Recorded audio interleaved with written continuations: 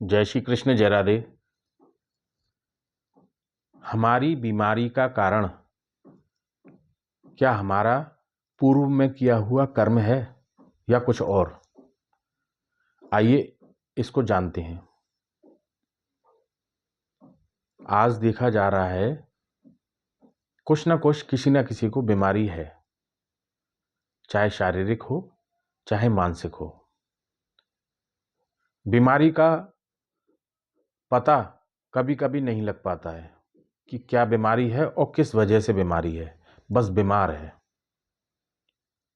वास्तव में देखा जाए, बीमारी का कारण हमारे द्वारा किया हुआ कर्म ही है।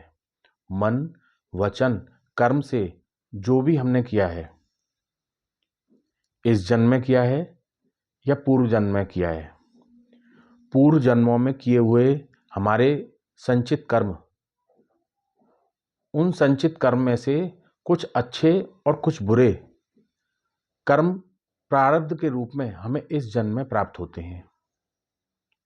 जब हमें प्रारब्ध के रूप में प्राप्त होते हैं, वो कर्म हमें सुख या दुख की परिस्थिति पैदा करते हैं।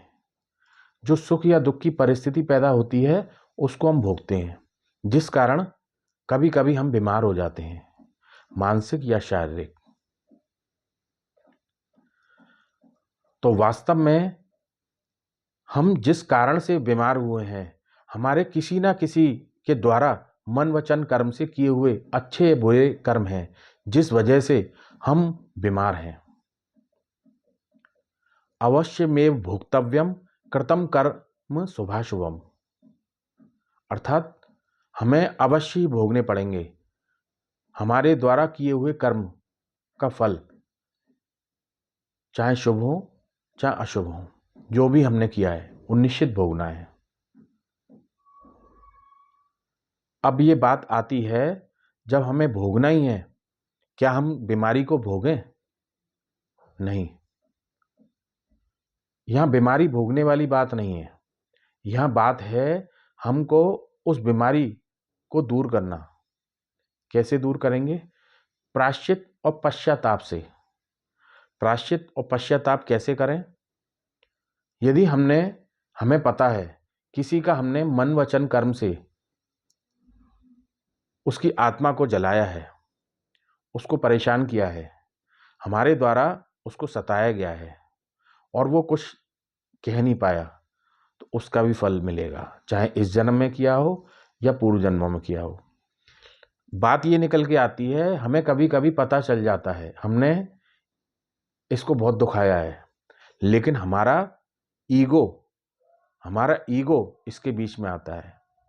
ईगो कभी माफ़ी मांगने नहीं देता। ईगो कहता है मैं इसके से सॉरी क्यों बोलूं, मैं इससे माफ़ी क्यों मांगूं, इसने भी तो ऐसा कुछ किया था। व्यक्ति का ईगो उसको आगे बढ़ने नहीं देता। उसके ईगो की वजह से किसी से सॉरी फील नहीं करता है, माफ़ी नहीं मांगता है। आज का अधिकांश जो व्यक्ति है वो अपने ईगो पाले हुए है, ईगो प्रॉब्लम जिसे बोलते हैं। ईगो की वजह से आज रिश्ते निभ नहीं पा रहे हैं। यदि ईगो को समाप्त कर दिया जाए, दो में से एक व्यक्ति भी माफ़ी मांग लेता है, सॉरी फील कर लेता है, तो तुरंत उसका समाधान निकल जाएगा। लेकिन ईगो को पाले हुए हैं।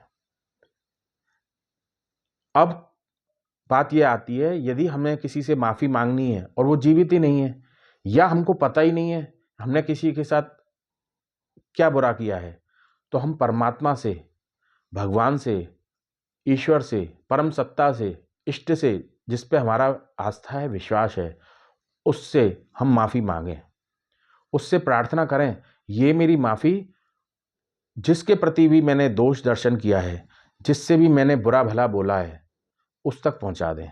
ऐसी प्रार्थना करें, सॉरी फील करें, प्रायश्चित करें, पश्चाताप करें।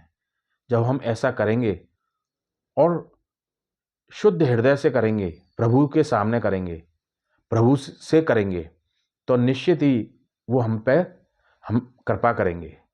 ऐसा हमें निश्चित करना चाहिए। इसका इलाज यही है, तभी हम सही हो पाएंगे। जय श्री कृष्ण।